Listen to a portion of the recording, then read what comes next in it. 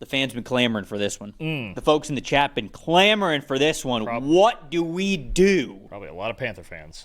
Oh, boy. With the Panthers putting an absolute Old Testament beatdown on the Atlanta Falcons. 30-0.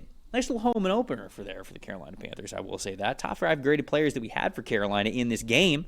Halfback Chuba Hubbard, top of the list with an 80.3. Cornerback Mike Jackson, nice little interception in this one, 79.7. Rookie safety Lathan Ransom, I told you to play him. Good player. I've been telling you to get him in the football game. He was excellent in this one. Had a forced fumble, 74.9 overall grade in this one. Offensive tackle Ike Aquano with a 73.1. Cornerback Shaw Smith-Wade, pick 6 in this one with a 71.5. Bryce Young, a 63.9. Wasn't asked to do a ton for a 30-point win. Take that. On the Atlanta side of things, defensive tackle David Onyemata, a 90.5. Defensive tackle Brandon Dorlus, an 80.9. Offensive tackle Jake Matthews, 79.3. Safety Jesse Bates III, 77.1. Offensive guard Matthew Bergeron, a 76.9. Michael Penix Jr., forgettable day at the office, 27.9. Dalton, stat that told the story. All right, so Penix I have down as my most disappointing, and obviously a 29.3 passing grade is rough. It was an awful day from him. The 2 interceptions were really bad, 4 for 14 on 10-plus yard throws, and as I mentioned before, he has the second worst passing grade in the NFL right now.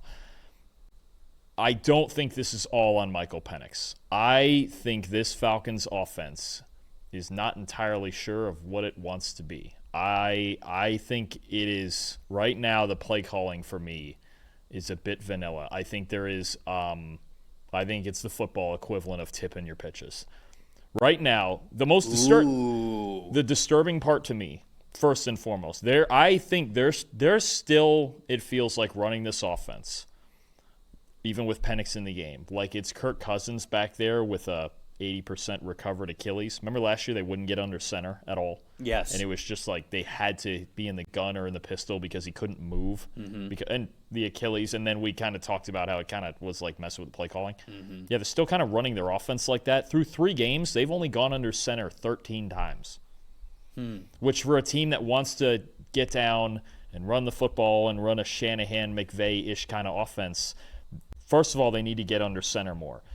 Those 13 plays when they've gotten under center, they've run on 12 out of 13 of those plays. 1 play action pass in the first game that was incomplete. So 92% run rate when they're under center, highest in the NFL. When they get in the shotgun, 93% pass rate when they're in the gun. There's no shotgun run game. It's not if they're in the gun, highest pass rate in the NFL. When they're in the pistol, and they use the pistol more than any team in the league by a pretty wide margin, they're more than 70% run. Also, 4th lowest play action rate in the league. For a guy in Michael Penix, who when he was at Washington his final year was the best play action passer in the country, you have a good O-line, you have Bijan Robinson, you have Tyler Algier. The play action game, theoretically, should work so well. Yeah, that should be a Falcons bread and butter. Especially with what you showed in the run game last week in dominating Minnesota on the ground. Right. And you have Michael Penix, who has an absolute hose, top 5 or 6 arm in football, something like that? Yeah. Oh, Michael Penix? Yeah. Yes. Lowest deep passing rate in the NFL, 4%.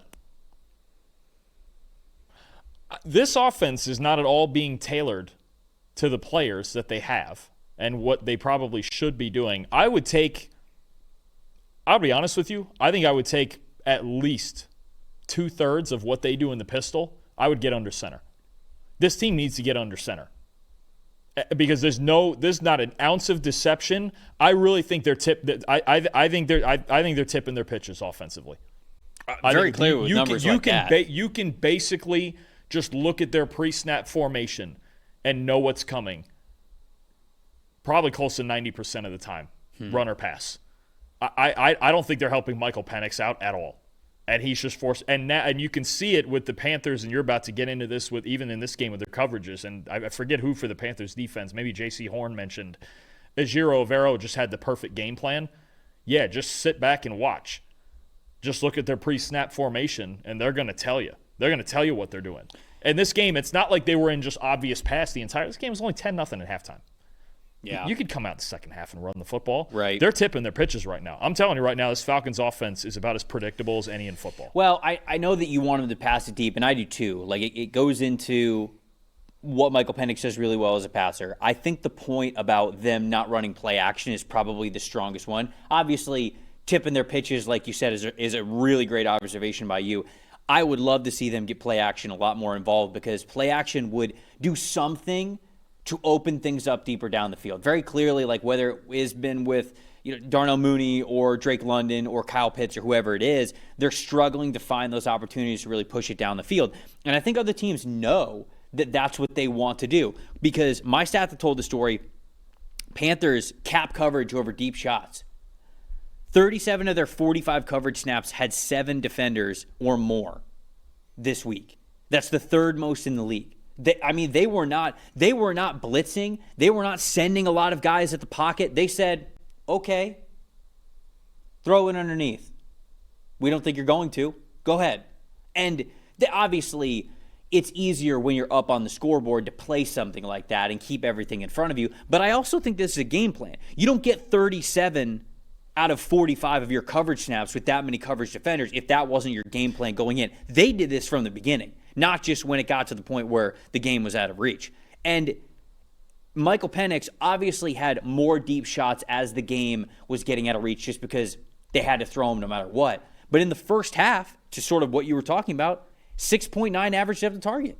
This is a quarterback that should be a lot closer to 9, 10, 11. Now, is that going to happen every week? No. But you like for like 8 to 9 to at least be the average for this quarterback. And you love to be able to have some weeks where you're pushing into double digits when it comes to an average depth of target. So the Panthers basically said, all right, we're daring you.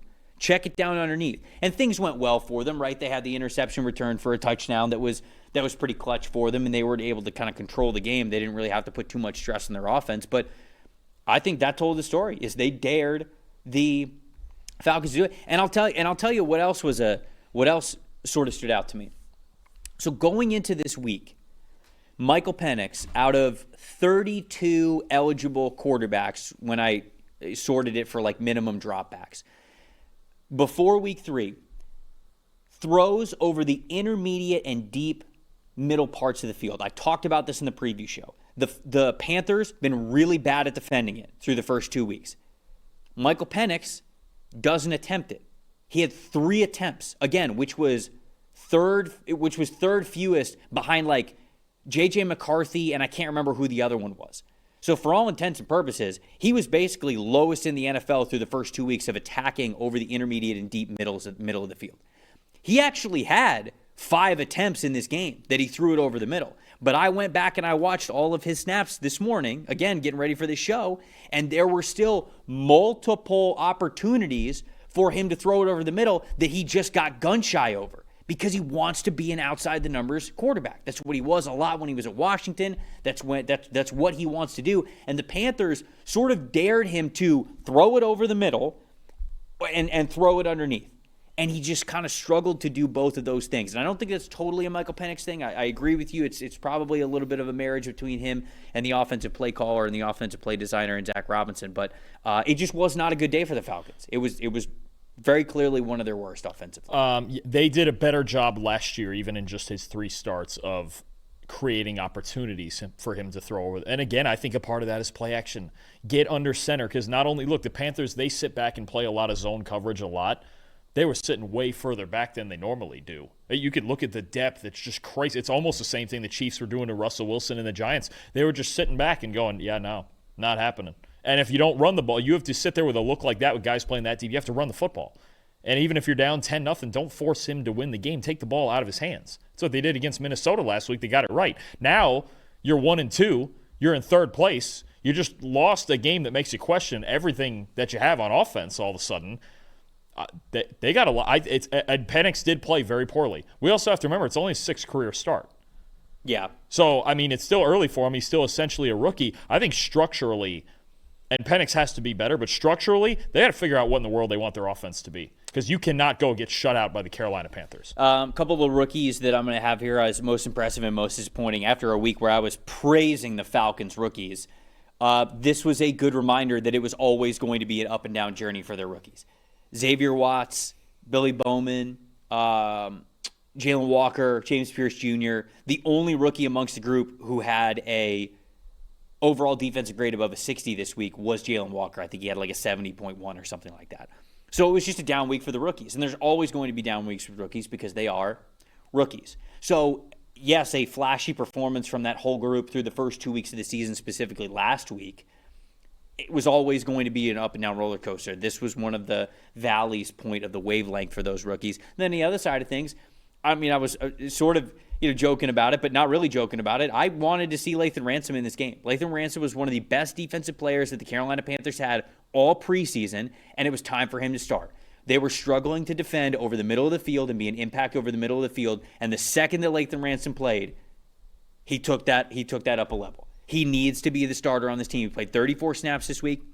It was the most that he's played in a single game so far this season. 91.2 run defense grade thanks to that forced fumble, but he had a pretty good coverage grade as well. He is a player that they need to get on the field in a starting capacity every single week.